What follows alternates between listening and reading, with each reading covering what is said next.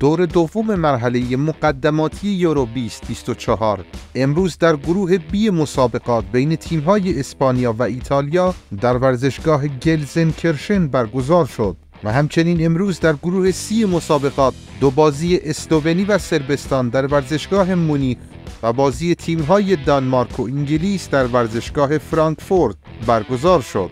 ابتدا بپردازیم به بازی مهیج اسپانیا و ایتالیا. در همین ابتدای بازی اسپانیا قدرت خود را نشون داد و نزدیک بود روی ضربه سر پدری به گل برسه.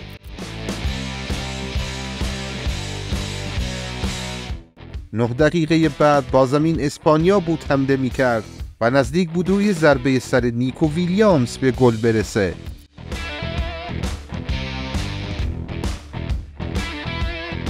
حملات متعدد اسپانیا در دقیقه 24 لوئیس یه شوت پرقدرت زد که دوناروما با واکنش زیبا مانع گل شدن توپ شد.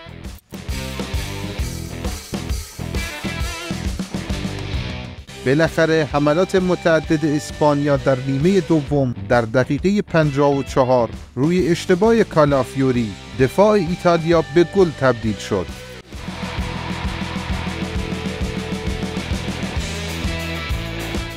و بازی با این نتیجه به پایان رسید. در انتهای دور دوم مسابقات در گروه بی اسپانیا با 6 امتیاز در صدر جدول و ایتالیا با 3 امتیاز در رده دوم قرار گرفتند. آلبانی و کرواسی هم هر کدام با 1 امتیاز در رده های سوم و چهارم قرار گرفتند. در دو بازی گروه سی زور انگلیس به دانمارک نرسید و در این بازی انگلیس خیلی زود توسط هری کین به گل رسید.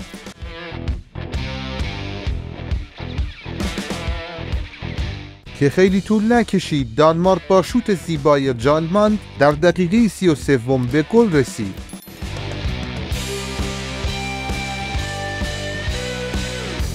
این بازی با همین نتیجه به پایان رسید و در دیگر مسابقه این گروه بین تیم‌های اسلوونی و صربستان با نتیجه 1-1 مساوی شد.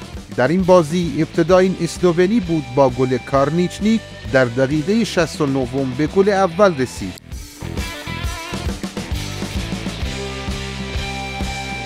سپس در دقیقه 90 و انتهایی بازی صربستان توسط لوکایوویچ بازی رو به تساوی کشاند.